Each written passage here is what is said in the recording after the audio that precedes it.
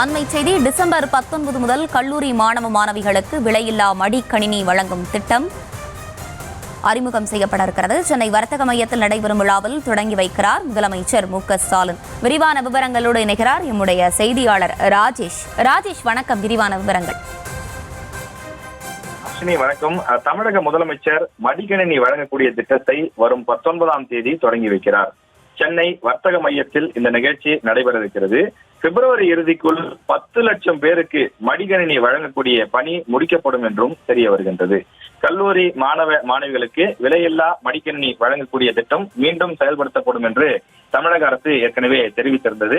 கடந்த பட்ஜெட் கூட்டத்தொடரில் அடுத்த 2 ஆண்டுகளில் 20 லட்சம் பேருக்கு இந்த மடிக்கணினி அல்லது டேப் வழங்கப்படும் என்று தமிழக அரசு சட்டமன்ற கூட்டத்தொடரிலேயே தெரிவித்திருந்தது. தரமான மடிக்கணினிகளை வழங்க தமிழக அரசு திட்டமிட்டிருப்பதாகவும் ஒரு மடிக்கணினி விலை 20,000 ரூபாய்க்கு குறையாமல் இருக்கும் என்றும் அமைச்சர் தங்கம் தென்னரசு சட்டப்பேரவையிலேயே தெரிவித்திருந்தார்.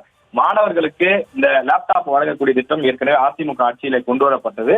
அது மாணவர்களுக்கு ஒரு மிகச்சிறந்த திட்டமாக இருந்தது. குறிப்பாக கிராமப்புற மாணவர்களுக்கு இந்த லேப்டாப் என்பது ஒரு மிகப்பெரிய அறிவை வளர்க்கக்கூடிய, பல்வேறு விஷயங்களை தெரிந்து கொள்வதற்கு, மேற்படிப்பு மற்றும் வேலைவாய்ப்பு சம்பந்தப்பட்ட தகவல்களை தெரிந்து கொள்வதற்கும் பெரிய பயனுள்ள விஷயமாக இருந்தது.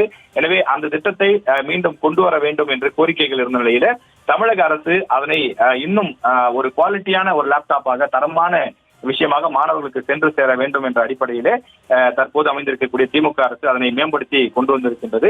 எனவே வரும் 19ஆம் தேதி தமிழக முதலமைச்சர் மு.க.ஸ்டாலின் அவர்கள் அந்த திட்டத்தினை தொடங்கி வைக்கிறார். இது மாணவர்களுக்கான ஒரு பெரிய வரப்பிரசாதமாக இருக்கும் என்று எதிர்பார்க்கப்படுகிறது.